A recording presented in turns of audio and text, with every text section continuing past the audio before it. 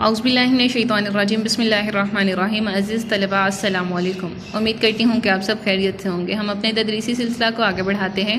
आज हमारा तदरीसी सिलसिला नंबर 15 है। तारीख़ 28 जुलाई 2020 ईस्वी और दिन मंगल। आज हमने करना है सबक गुल सनोबर की कहानी का खुलासा, जो कि आप रजिस्टर पर लिखेंगे। अल्लाह पाक से दुआ है कि वो हमारे इल्म में इजाफ़ा फरमाए, आमीन। सबसे पहले आपने सवाल का नंबर लिखना है। खुलासे के लिए सवाल का जो भी नंबर दिया गया होगा पर्चा में, वो आपने तहरीर करना है सबसे ऊपर। उसके बाद आपने सबक का उन्वान लिखना है। सबक का उन्वान है गुल सनोबर की कहानी। गुल सनोबर ये एक नाम नहीं है, ये दो नाम है। जैसा कि हमने पढ़ाई में पढ़ा था, गुल भाई है और इसकी बहन सनोबर, इन दोनों के नाम की कहानी है। तो आपने गुल के बाद सत्ता की अलामत लगानी है, उसके बाद सनोबर लिखना है। जब भी आप सबक का नाम लिखेंगे, सबक का उन्वान तहरीर करेंगे, तो आपने गुल सनोबर इनके दरमियान सत्ता लिखकर ये इम्तियाज़ रखना है कि ये दोनों अलग अलग नाम हैं। इसके बाद आपने खुलासा लिखना शुरू करना है। खुलासा में आप कलीदी अल्फाज लिखेंगे।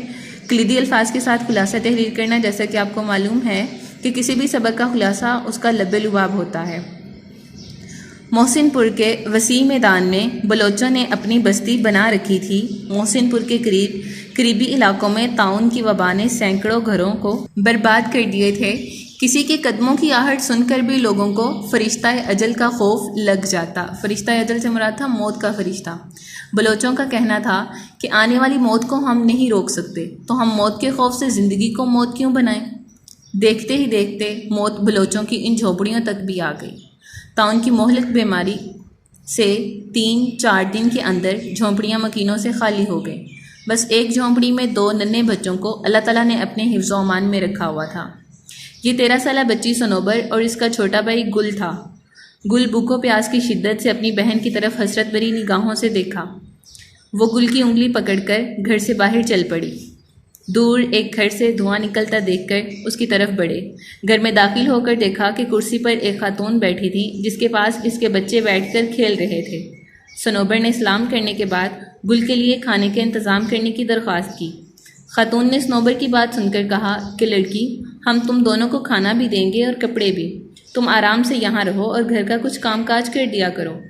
ये बात सुनकर सनोबर को शदीद गुस्सा आ गया। इसने खातून से मुखातिब होकर कहा कि आप हमारी मजबूरी का फ़ायदा उठाकर हमें ग़ुलाम बनाना चाहती हैं। हम खुददार और गैरतमंद कौम हैं, काम करना ऐब नहीं समझते, मगर ग़ुलाम बनना हमारी फितरत में नहीं है। ये बात कहने के बाद सनोबर अपने भाई को वहाँ से लेकर वापस आ गई और उसे भूखे प्यासे सुला दिया। आंखों में आंसुओं का हजूम लिए न जाने कब नींद आ गई। गुल शदीद प्यास लगने की वजह से पानी की तलाश में उठकर निकल गया और उसी औरत के घर जा पहुँचा।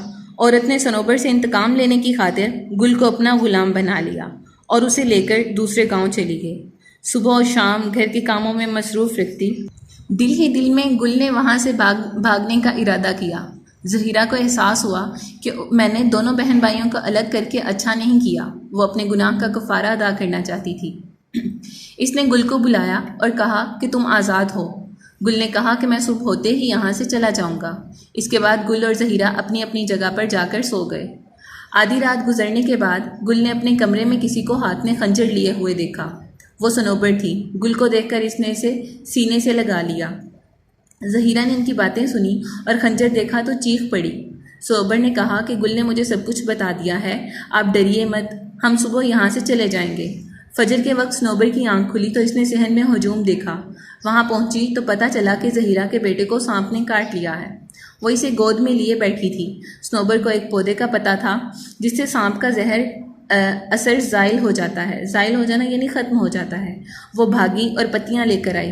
पत्तियों का अर्क निचोड़कर नसीर के मुंह में डाल दिया। नसीर ज़हीरा का बेटा था। अर्क के मुंह में जाते ही इसने आंखें खोली और माँ की तरफ देखा। ज़हीरा ने सनोबर को सीने से लगा लिया।